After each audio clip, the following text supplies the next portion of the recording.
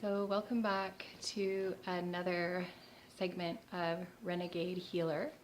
I'm pretty excited about what I want to talk about today because it's sort of a little bit of sharing of perspective that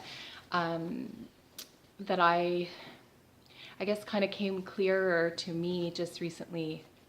And I feel like this is a big part of why I started doing these videos, is because a lot of the information that you need for your healing, you have to seek out and you have to figure out. And a lot of that typically these days involves researching on the internet. And that's really hard when you're recovering from a brain injury. So when I learn something that is really useful to me, I get excited to share it, because I think one of the biggest things is hearing things said a lot and in different ways until it resonates with you personally. So this is what I want to offer you today. We often talk about a brain injury as a bruise, but the truth is, factually, that it's not actually a bruise. It's more of a disruption to the brain, or a disorientation, because the hit to the head has interfered with, billions of neurons, basically. And so what happens is, when we use the analogy or the parallel of a bruise, we kind of take on this role of being the waiter, kind of waiting for this bruise to heal. And it's kind of a helpless feeling. But the other day I was having a conversation and I kind of realized that maybe for this situation, the analogy of like a telephone, an old school telephone operator, would be worthwhile exploring. And the more I thought about it, the more I thought, this is important. We need to look at this. An operator, if you were to interfere, if you were to kind of go into an operator's room and destroy the circuit board, it would be all plugs and connections, and you would have to plug them back in, and there'd be this figuring out and this kind of chaotic time period where all the wires were being kind of reconnected or sorted out. And that's kind of, I think, for me anyway, a really good parallel to what the experience of brain injury is, because things don't behave properly. They don't do what they're supposed to do. The connections aren't where they're supposed to be, and your brain isn't producing for you the way you want it to. But the thing is, when you're just helplessly waiting for a bruise to heal, it feels like, it feels like that. It feels helpless. Whereas if you're fostering new connections, then there starts to be a lot that you can do. So then, instead of thinking of yourself as the patient waiting to receive the care of others, you think of your brain as maybe the project, and you become the project manager. So what do you need to know to foster these connections and to be an effective project manager? Well, you need to know kind of what your brain needs. So here's a few fun facts. Your brain weighs 3 pounds. It uses about 25% of your body's oxygen, and it also takes about 20% of the total calories of your day. There are about 400 miles of capillaries in your brain, and there's about 86 billion neurons. Okay, so just think about that, the expanse of that. And I think that does a couple of things.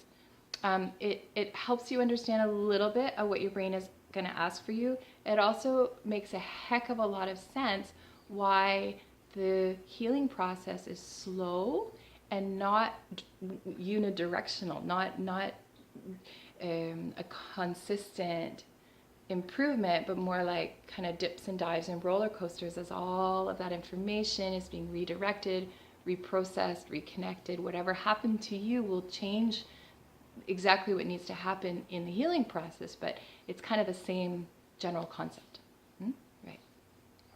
Your brain also its main source of energy is glucose. So that's not to say you should be running out and eating a bunch of sugar, but it does need simple carbs.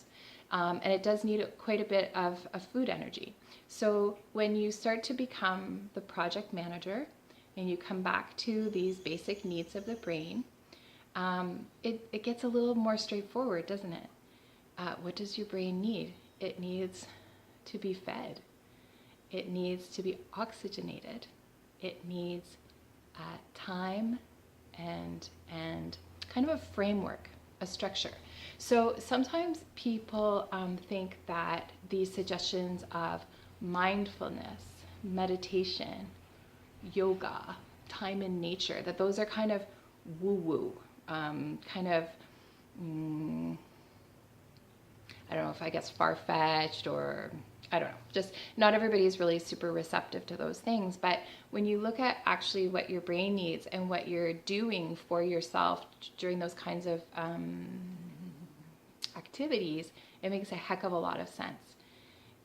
Sitting down and focusing on conscientious breath allows your body to best utilize the energy, and actually we breathe more efficiently when we focus on our breath. We are often very impatient and rapid, light, shallow breathers. So sitting down and being mindful of the breath is very beneficial and helps deliver oxygen to the brain. It also calms the central nervous system. So it just helps the body to come into a more restful state, and that's a time for a lot of repair and healing. So, just something to think about is just looking at your breath, taking time to kind of put yourself in an environment that is stimulating in a healthy way. And I think the easiest way to check in with yourself would be to ask yourself if you are giving to yourself what you would give to a newborn baby. Because I think we're all pretty, at this day and age, we're all pretty focused on what's best for infants in their brain development, in their social development, in their stress, and just general emotional health and well-being. But we sort of start to, as we get older, we sort of slacken the expectations, and we don't give ourselves the same care. So would you give it to a newborn baby? Example, screens. Would you sit a newborn baby down in front of social media for 3-4 hours a day, or television in general? Would you give a baby caffeine and alcohol? And I'm not obviously saying that you shouldn't have any of these things, but what would you do if you were in a situation where you were caring for an infant? You would be mindful of their exposure to these things, and you would try to minimize, to the best of your ability, the things that they shouldn't have. Going into really noisy crowds, concerts, things like this, things that are overly stressful and taxing to the senses.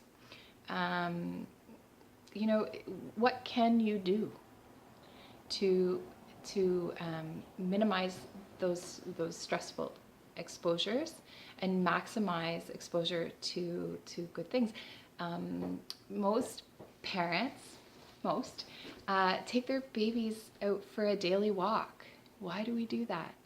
To get them fresh air, to help them to relax, and often they become sleepy. It exposes them to nature and the stimuli of the world around them in a non-aggressive way.